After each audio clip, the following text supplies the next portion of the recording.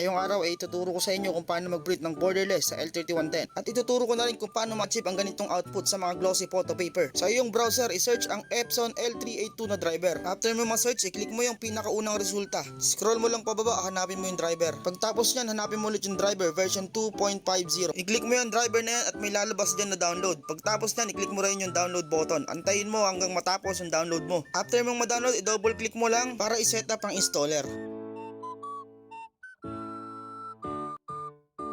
After nya may lalabas na utility setup, click mo lang yung manual. Tapos hanapin mo kung anong port yung L3110 mo. Para malaman kung anong port ng mga printer mo, pumunta ka sa printer and scanner. I-click mo yung L3110 at yung manage. After nyan, i-click mo naman yung printer properties. Pagtapos nyan, i-click mo naman yung ports. Diyan mo makikita kung anong USB port ng mga printers mo. Ngayong alam mo na kung anong port ng printer mo, bumalik ka na sa installer para ma-setup mo na yung L382 na driver. Habang inaantay ko mag-complete yung installation, nag-setup na ako dito sa Photoshop para naman di kayo mainis sa panonood. 3R nga pala muna yung una nating ipiprint. At ang size ng 3R ay 3.5 by 5 at dito completed na nga yung installation. After mo mag-setup, i-drag mo lang sa canvas yung ipiprint mo. Pag kontento ka na sa setup mo, pwede mo nang i-print yan. Automatic na palang may install yung Epson L382 na dinownload mo.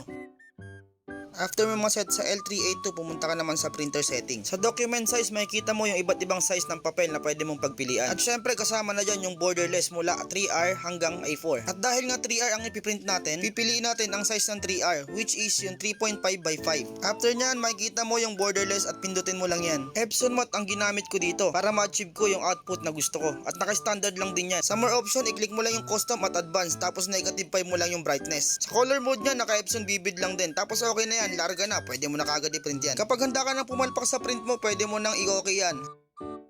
May nakalimutan lang din pala akong sabihin sa inyo. Dito sa borderless, i-click nyo lang yung setting, tapos minimum, para hindi mag-zoom in yung output print nyo. Pag ready ka na, i-print mo na ulit para madagdagan na yung mga reject mo. Charot! After nyan, paulit-ulit mo lang gawin yan according sa size na gusto mo. At bago matapos ang tutorial na to, huwag mo na rin kalimutan mag-follow. At kapag sinipag-sipag ka, pwede mo rin i-share para mas marami pang matuto. Hanggang dito na lang. Maraming salamat sa panonood. Sheesh!